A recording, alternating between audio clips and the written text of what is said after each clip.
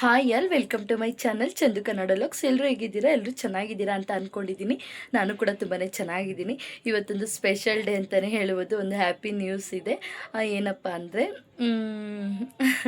ನನ್ನ ಒಂದು ಯೂಟ್ಯೂಬ್ದು first payment ಆಯ್ತು ಇವತ್ತು. ಹಾಗಾಗಿ ತುಂಬಾ ಖುಷಿ ಆಗ್ತಾ ಇದೆ. ಆಲ್ರೆಡಿ ಲಾಸ್ಟ್ ಮಂತೆ ಕಂಪ್ಲೀಟ್ ಆಗಿತ್ತು. $100 ಎಲ್ಲನೂ ಈ ಮಂತು ಪೇಮೆಂಟ್ ಆಗುತ್ತೆ ಅಂತ ಹೇಳಿದರು. ಪ್ರೊಸೆಸ್ ಎಲ್ಲ ಏನಿತ್ತು ಅದನ್ನೆಲ್ಲ ಕಂಪ್ಲೀಟ್ ಮಾಡಿದೆ. ಈ ಮಂತು ಪೇಮೆಂಟ್ ಆಯಿತು. ತುಂಬಾ ಖುಷಿ ಆಯಿತು. ಹಾಗೆ ಒಂದು ಪೇಮೆಂಟ್ ಆಯ್ತಲ್ಲ, ಒಂದು ಚಿಕ್ಕದಾಗಿ ಸೆಲೆಬ್ರೇಷನ್ ಕೂಡ ಇದೆ. ಬನ್ನಿ ಇವತ್ತಿನ ವ್ಲಾಗ್ ಎಲ್ಲ ಹೇಗೋಗುತ್ತೆ ಅಂತ ನಿಮ್ಮ ಜೊತೆ ಶೇರ್ ಮಾಡ್ಕೊತೀನಿ. ಹಾಗೆ ಇನ್ನೂ ನನ್ನ ಚಾನಲ್ನ ಸಬ್ಸ್ಕ್ರೈಬ್ ಆಗದೆ ಹೊಸ್ದಾಗಿ ಯಾರೆಲ್ಲ ನೋಡ್ತಾ ಇದ್ದೀರಾ ಪ್ಲೀಸ್ ಹಾಗೆ ಸಬ್ಸ್ಕ್ರೈಬ್ ಮಾಡ್ಕೊಂಡು ವೀಡಿಯೋಸ್ ಎಲ್ಲ ನೋಡಿ ಸಪೋರ್ಟ್ ಮಾಡಿ. ಹಾಗೆ ನಿಮ್ಮ ಫ್ರೆಂಡ್ಸ್ಗೆಲ್ಲ ವೀಡಿಯೋನ ಶೇರ್ ಮಾಡಿ. ಹಾಗೆ ನನ್ನ ಒಂದು ಯೂಟ್ಯೂಬ್ ಜರ್ನಿ ಬಗ್ಗೆ ಕೂಡ ನಾನು ನಿಮ್ಮ ಜೊತೆ ಶೇರ್ ಮಾಡ್ಕೊತೀನಿ. ಮಿಸ್ ಮಾಡದೆ ಕೊನೆವರೆಗೂ ಈ ವಿಡಿಯೋನ ನೋಡಿ. ಬನ್ನಿ ಹಾಗಾದರೆ ವಿಡಿಯೋನ ಸ್ಟಾರ್ಟ್ ಮಾಡೋಣ. ಇವತ್ತು ಸಂಜೆ ಲಾಗ್ನ ಸ್ಟಾರ್ಟ್ ಮಾಡ್ತಾ ಇದ್ದೀನಿ. ಸಂಜೆ ಪೂಜೆ ಎಲ್ಲ ಆಯಿತು. ಇವತ್ತು ಶುಕ್ರವಾರ ನಂದು ಪೇಮೆಂಟ್ ಬೆಳಗ್ಗೆ ಚೆಕ್ ಮಾಡಿದೆ. ಅದು ಮೆಸೇಜ್ ಬರ್ತಾ ಇರಲಿಲ್ಲ.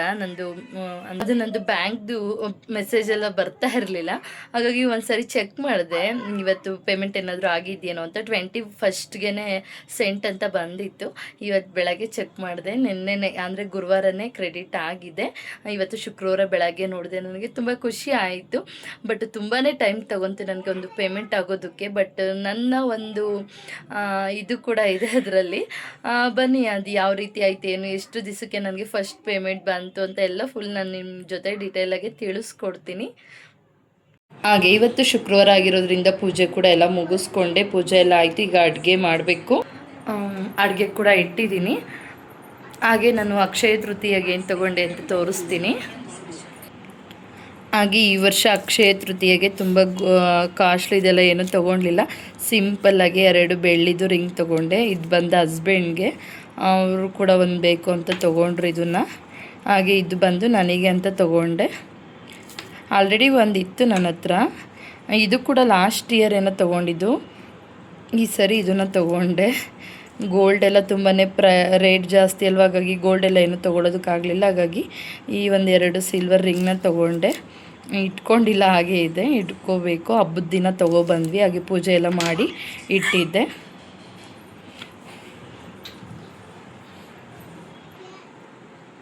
Hi Ruthvi, hi. ಇಲ್ಲಿ ಹಾಯ್ ಹಾಯ್ ಹಾಯ್ ಮಾಡು ಮಗಳೇ. ಋತ್ವಿ ಹಾಯ್ ಮಗಳೇ. ಹಾಗೆ ಇವತ್ತು ಒಂದು ಚಿಕ್ಕದಾಗಿ ಸೆಲೆಬ್ರೇಷನ್ ಮಾಡೋಣ ಅಂತ ಕೇಕ್ ಕೂಡ ತೊಗೊಬಂದಿದ್ದಾರೆ. ಚಂದು ಕಂಗ್ರಾಟ್ಸ್ ಅಂತ ಬರೆದಿದ್ದಾರೆ.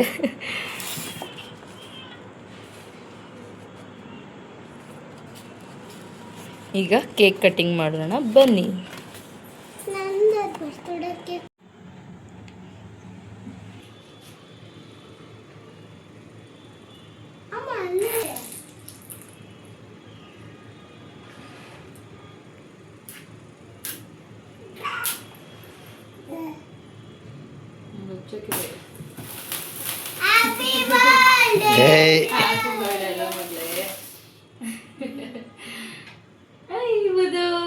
ಏನದು ಋತ್ವಿಕಾ, ಏನದು? ನನ್ನ ಮಗಳು ಇಟ್ಟಿದ್ಮೇಲೆ ನನಗೆ ಫಸ್ಟ್ ಪೇಮೆಂಟ್ ಬಂದೈತೆ. ಇಟ್ಕೊ ಮಗಳು, ಎಲ್ಲಿ ಬಿಡು, ಎಲ್ಲರೂ ಕಟ್ ಮಾಡೋಣ ಬಿಡಿ. ಇಲ್ಲ ಎಲ್ಲರೂ ಇಟ್ಕೊಳ್ಳೋಣ. ಎಲ್ಲ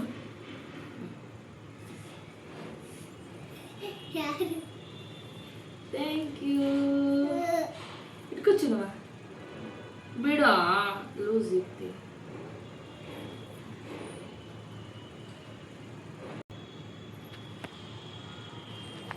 ಇರು ಮಗಳು ತಿನ್ನಿಸ್ತೀನಿ.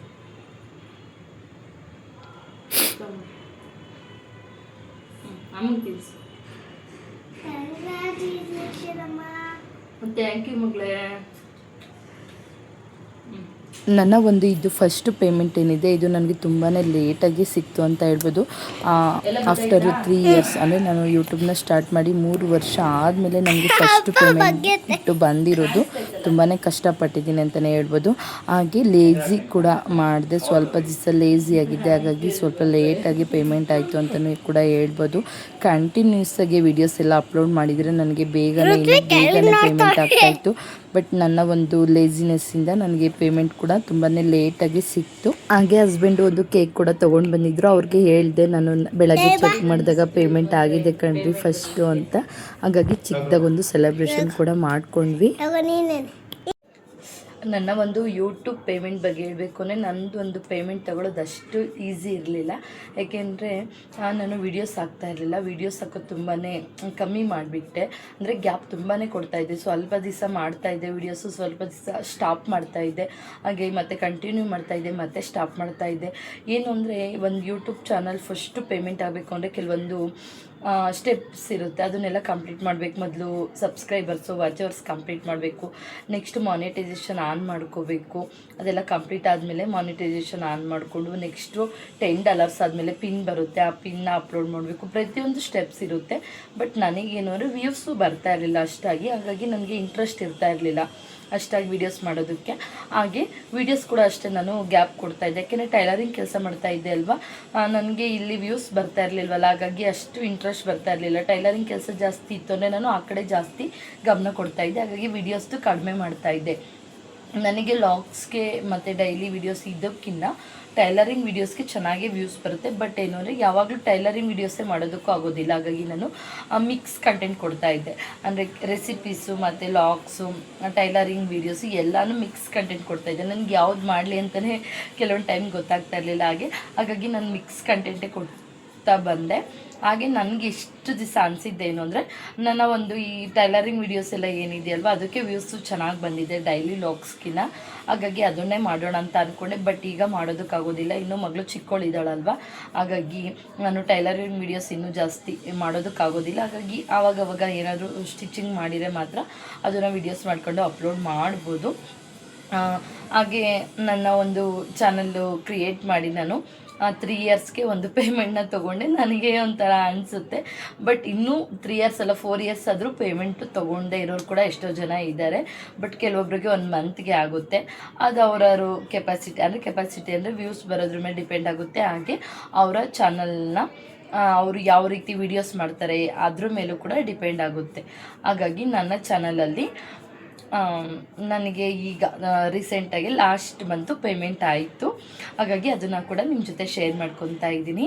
ಹಾಗೆ ನನ್ನ ಒಂದು ಯೂಟ್ಯೂಬ್ ಜರ್ನಿ ಹೇಗಿತ್ತು ಅಂತ ಫುಲ್ ನಿಮಗೆ ಡೀಟೇಲಾಗಿ ವಿಡಿಯೋ ಬೇಕು ಅಂದರೆ ಕಮೆಂಟ್ ಬಾಕ್ಸಲ್ಲಿ ಕಮೆಂಟ್ ಮಾಡಿ ತಿಳಿಸಿ. ನಾನು ನೆಕ್ಸ್ಟು ಅದ್ರದ್ದು ನನ್ನ ಒಂದು ಅನುಭವ ಯಾವ ರೀತಿ ಇತ್ತು, ನನ್ನ ಯೂಟ್ಯೂಬ್ ಜರ್ನಿ ಸ್ಟಾರ್ಟ್ ಮಾಡಿದ ಮೇಲೆ ಏನೇನೆಲ್ಲ ನನಗೆ ಪ್ರಾಬ್ಲಮ್ಸ್ ಬಂತು ಅಂತ ನಾನು ನೆಕ್ಸ್ಟ್ ವಿಡಿಯೋದಲ್ಲಿ ನಿಮ್ಮ ಜೊತೆ ಶೇರ್ ಮಾಡ್ಕೊತೀನಿ. ಹಾಗೆ ನೆಕ್ಸ್ಟ್ ಏನು ಅಂದರೆ ಎಷ್ಟು ಪೇಮೆಂಟ್ ಬಂತು ಅಂತ, ಫಸ್ಟ್ ಪೇಮೆಂಟ್ ಎಷ್ಟು ಬಂತು ಅಂತ ಎಲ್ರಿಗೂ ಒಂದು ಡೌಟ್ ಇರುತ್ತೆ. ಫಸ್ಟ್ ಪೇಮೆಂಟ್ ನನಗೆ $100 ಬಂತು. $100 ಕಂಪ್ಲೀಟ್ ಆದಮೇಲೆ ಫಸ್ಟ್ ಪೇಮೆಂಟ್ ಆಗೋದು. ಹಾಗಾಗಿ $100ಗೆ ಎಷ್ಟು ಪೇಮೆಂಟ್ ಬರ್ಬೋದು ಅಂತ ನಿಮ್ಗೆ ಯಾರಿಗಾದ್ರೂ ಗೊತ್ತಿದ್ರೆ ಒಂದು ಅಂದಾಜು ಮಾಡಿಬಿಟ್ಟು ಕಮೆಂಟ್ ಬಾಕ್ಸಲ್ಲಿ ಕಮೆಂಟ್ ಮಾಡಿ ತಿಳಿಸಿ. ನಾನು ಕರೆಕ್ಟಾಗಿ ಯಾರು ಕಮೆಂಟ್ ಮಾಡಿರ್ತಾರೆ ಅದಕ್ಕೆ ರಿಪ್ಲೈನ ಕೊಟ್ಟಿರ್ತೀನಿ. ಅಲ್ಲಿ ನಿಮಗೆ ಗೊತ್ತಾಗುತ್ತೆ ನನಗೆ ಎಷ್ಟು ಫಸ್ಟ್ ಪೇಮೆಂಟ್ ಬಂದಿದೆ ಅಂತ. ಓಕೆನಾ? ನೆಕ್ಸ್ಟು ನನ್ನ ಚಾನಲಲ್ಲಿ ಹೀಗೆ ವಿಡಿಯೋಸ್ ಎಲ್ಲ ಬರ್ತಾ ಇರುತ್ತೆ ಕಂಟಿನ್ಯೂಸಾಗೆ. ಎಲ್ಲರೂ ಮಿಸ್ ಮಾಡದೆ ನೋಡಿ. ಹಾಗೆ ಇನ್ನೂ ನನ್ನ ಚಾನಲ್ನ ಸಬ್ಸ್ಕ್ರೈಬ್ ಆಗದೆ ಹೊಸದಾಗಿ ಯಾರೆಲ್ಲ ನೋಡ್ತಾ ಇದ್ದೀರಾ ಪ್ಲೀಸಾಗಿ ಸಬ್ಸ್ಕ್ರೈಬ್ ಮಾಡ್ಕೊಳ್ಳಿ. ಹಾಗೆ ನಿಮಗೆ ಇದ್ರ ಬಗ್ಗೆ ಏನಾದರೂ ಅಂದರೆ ನನ್ನ ಹಳೆ ವೀಡಿಯೋಸ್ ನೋಡಿ ಏನಾದರೂ ನನಗೇನಾದರೂ ಟಿಪ್ಸ್ ಕೊಡೋದಿದ್ರೆ ಕೊಡಿ. ಯಾಕೆಂದರೆ ನಾನು ಸ್ವಲ್ಪ ಗ್ಯಾಪ್ ಕೊಡ್ತಾಯಿದ್ದೀನಿ. ಕಂಟಿನ್ಯೂಸಾಗಿ ವೀಡಿಯೋ ಮಾಡಿದರೆ ಚೆನ್ನಾಗಿ ವ್ಯೂಸ್ ಬರುತ್ತೆ ಅನ್ನೋ ಒಂದು ಕಾನ್ಫಿಡೆನ್ಸ್ ಇದೆ. ಬಟ್ ಕಂಟಿನ್ಯೂಸಾಗಿ ವೀಡಿಯೋಸ್ ಮಾಡೋದಕ್ಕೆ ನನಗೆ ಆಗ್ತಾಯಿಲ್ಲ. ಹಾಗಾಗಿ ಗ್ಯಾಪ್ ಕೊಟ್ಟು ಮಾಡ್ತಾ ಇರೋದ್ರಿಂದ ನನಗೆ ವ್ಯೂಸ್ ಕೂಡ ಕಮ್ಮಿ ಆಗ್ತಾ ಇದೆ. ಓಕೆ, ನಾನು ಅಂದರೆ ಟೈಮ್ ಪಾಸ್ಗೆ ಅಂದರೆ ಇದನ್ನು ಮಾಡಲೇಬೇಕು ಅಂತ 100% ಎಫರ್ಟ್ ಹಾಕಿ ಮಾಡಿರೋ ಆಗುತ್ತೆ. ಬಟ್ ಟೈಮ್ ಆಗೋದಿಲ್ಲ. ನನಗೆ ಎಫರ್ಟ್ ಕೂಡ ನಂದು ಕಡಿಮೆ ಇದೆ. ಎಫರ್ಟ್ ಹಾಕಿ ಮಾಡ್ತೀನಿ ಮುಂದಿನ ದಿನಗಳಲ್ಲಿ ಅಂತ ಹೇಳ್ತಾ ನನ್ನ ಒಂದು ಪೇಮೆಂಟ್ ಎಷ್ಟು ಬಂದಿರ್ಬೋದು ಅಂತ $100ಗೆ ಎಷ್ಟಿದೆ ಈಗ ಅಮೌಂಟ್ ರುಪೀಸಲ್ಲಿ ಅಂತ ಕ್ಯಾಲ್ಕುಲೇಟ್ ಮಾಡಿ ಐಡಿಯಾ ಇರೋರು ಕಮೆಂಟ್ ಬಾಕ್ಸಲ್ಲಿ ತಪ್ಪದೆ ಕಮೆಂಟ್ ಮಾಡಿ. ನಾನು ಯಾವುದು ಸರಿ ಬಂದಿರುತ್ತೆ ಅದನ್ನು ಪಿನ್ ಮಾಡಿರ್ತೀನಿ. ನನಗೆ ಬಂದು $101 ಆಗಿರಲಿಲ್ಲ, $100 42 ಏನೋ ಆಗಿತ್ತು ಪಾಯಿಂಟು, ಅಷ್ಟಕ್ಕೆ ಪೇಮೆಂಟ್ ಆಗಿದೆ ಈ ಸರಿ. ತುಂಬಾ ಖುಷಿ ಆಯಿತು ನನಗೆ ಫಸ್ಟ್ ಪೇಮೆಂಟ್ ಆಗಿದ್ದು. ಹೇಳ್ಬೇಕು ಅಂದರೆ ನನ್ನ ಒಂದು ಏನು ರೀಚಾರ್ಜ್ ಅಮೌಂಟ್ ಏನಿದು ಇರುತ್ತಲ್ಲ 3 ಇಯರ್ಸಿಂದ ಅದಷ್ಟಾದರೂ ಬಂದಿದೆ ಅನ್ನೋದು ಕೂಡ ಒಂದು ಕಡೆ ಖುಷಿ ಇದೆ ನನಗೆ. ಬಟ್ ನಾನು ಹಾಗೆ ಏನೂ ಮಾಡದೇ ಇದ್ದರೆ ನನಗೆ ಅಷ್ಟು ಬರ್ತಾ ಇರಲಿಲ್ಲ ಅಲ್ವಾ. ಏನಾದರೂ ಒಂದು ಮಾಡಿದ್ದಕ್ಕೆ ಅಷ್ಟಾದರೂ ಬಂತು. ಇನ್ನು ಮುಂದೆ ಚೆನ್ನಾಗಿ ವೀಡಿಯೋಸ್ ಮಾಡಿದರೆ ಇನ್ನೂ ಬೇಗನೆ ಪೇಮೆಂಟ್ ತೊಗೋಬೋದು ಅಂತ ಒಂದು ಕಾನ್ಫಿಡೆನ್ಸ್ ಇದೆ. ವೀಡಿಯೋಸ್ ಕೂಡ ಮಾಡ್ತೀನಿ ಅನ್ನೋ ಒಂದು ಕಾನ್ಫಿಡೆನ್ಸ್ ಕೂಡ ಇದೆ.